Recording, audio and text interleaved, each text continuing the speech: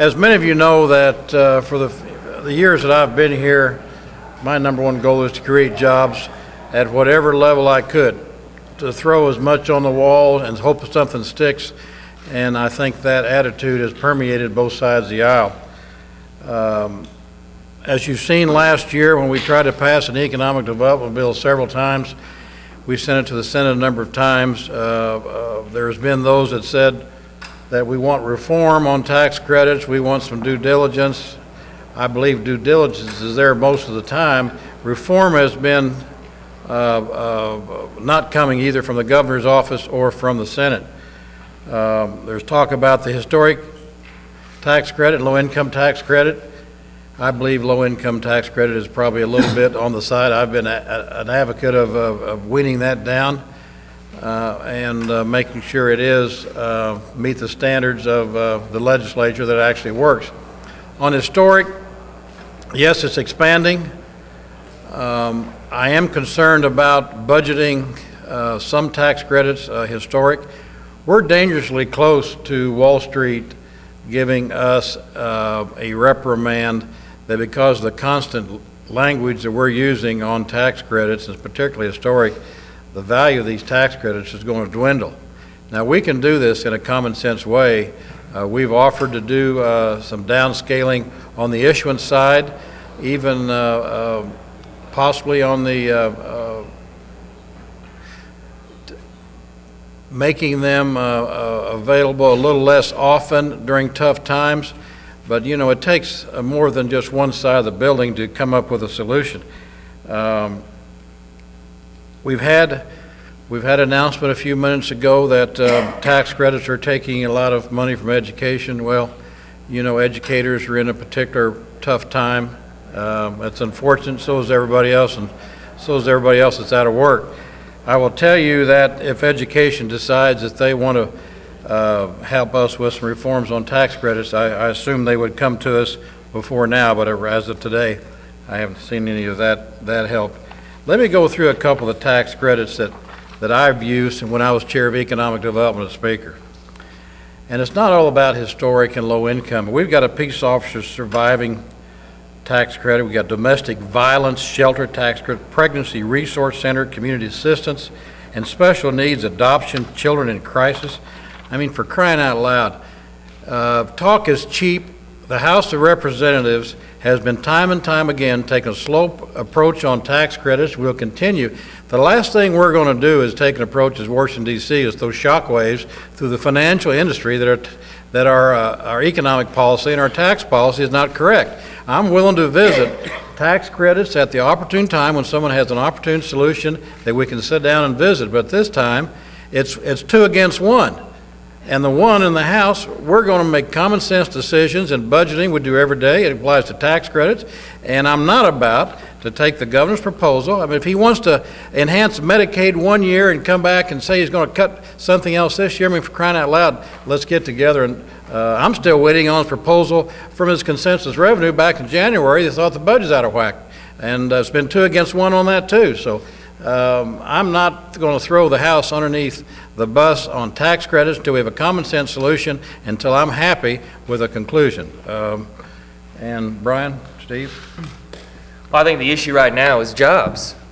And do we do more to create jobs in the state of Missouri, or do we do less? I say we do more. And the governor can use kids as a silly prop today to try to boost his sagging poll numbers. But let's start getting together and let's focus on what we can do to bring more jobs to our great state.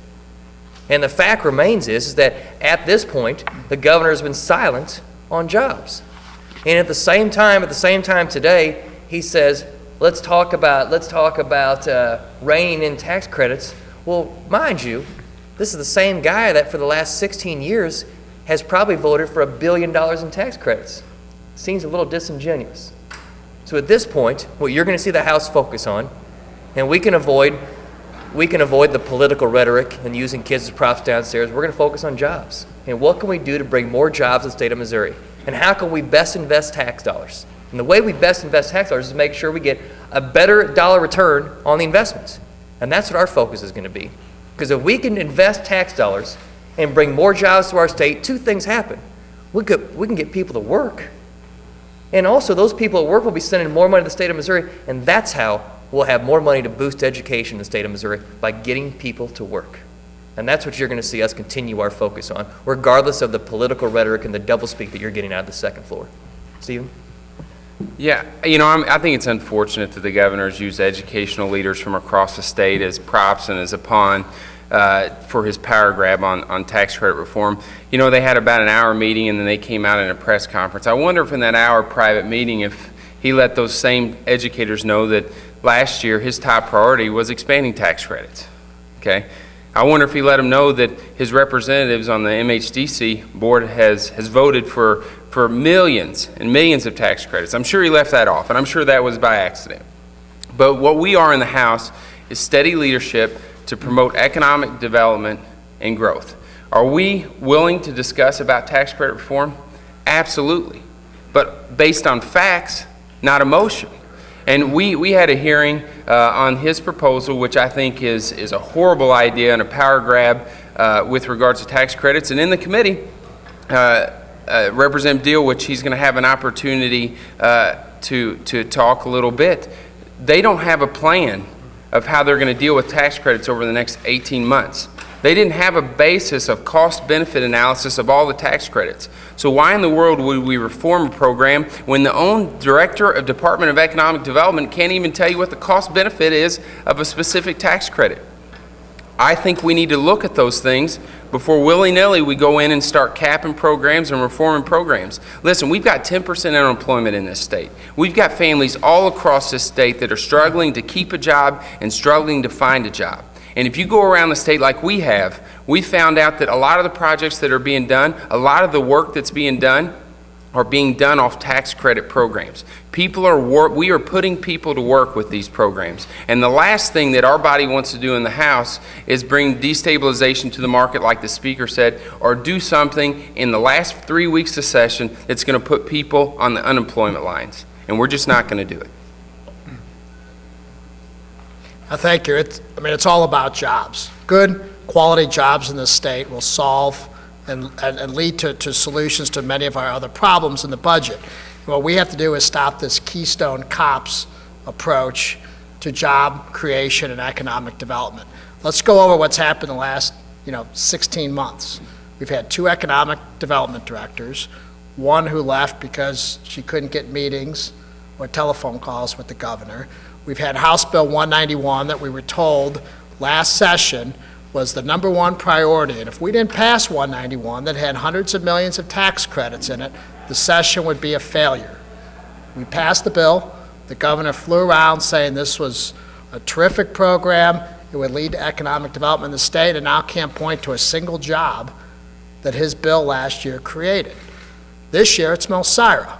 We have to pass Mosira. If we don't pass Mosira, this session's a failure. If you go to DED's website today, which is another tax diversion program, it's still the governor's picture with the Mosira banner behind it. In February, the governor's people on MHDC approved $154 million of low-income housing tax credits. That's 6 weeks ago.